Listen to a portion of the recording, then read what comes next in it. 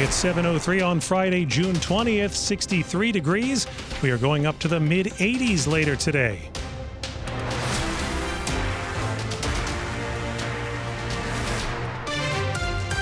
Good morning, I'm John Aaron. And I'm Kyle Cooper. The top local stories we're following for you this hour on WTOP. The big cleanup is on from those powerful storms that blew through the area last night. Trees are down, power's out, and there was some flooding as a half-inch of rain fell in a short window of time.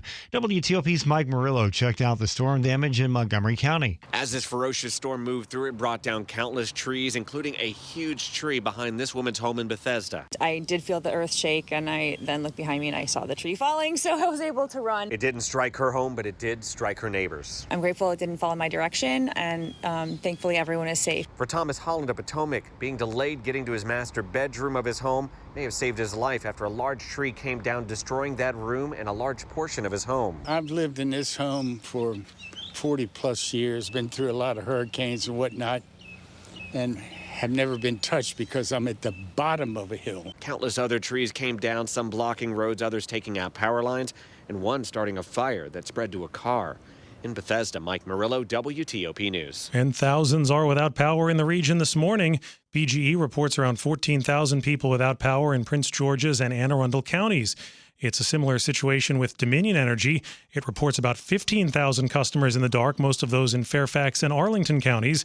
Aisha Khan is with Dominion. Our crews do need to make their way through the sites that they are being called out to make sure that they can safely put out their equipment and safely assess the damage and the site. So the work is ongoing. We do ask our customers to just be patient. I know it's really frustrating, especially with the potential heat that is on its way. She says do not try to move debris off of power lines and instead to call the power company.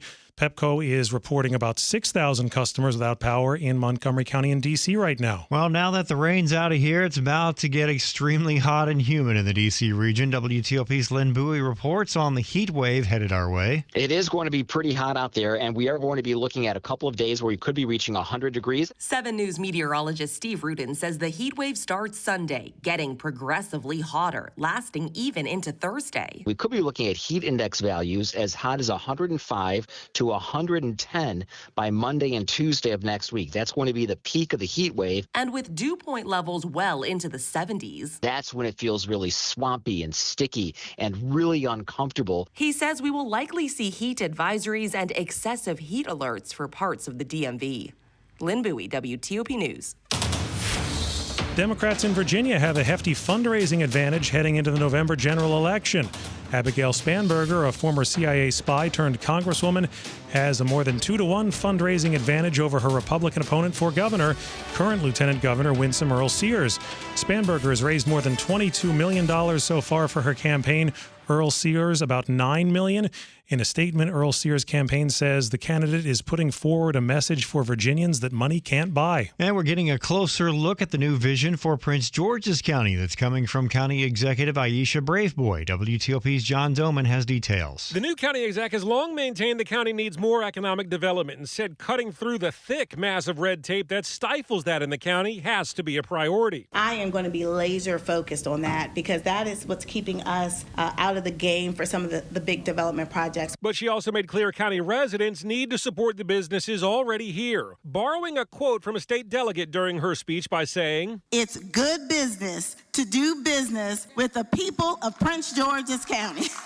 With youth crime and truancy also a problem, she talked about not just a summer jobs program, but a year-round jobs program for youth. I'm going to be reaching out to the business community, asking them for their support. In College Park, John Doman, WTOP News. And coming up, the local company whose global workforce has more than tripled since the pandemic. I'm Jeff Clayball. Traffic and weather in 30 seconds.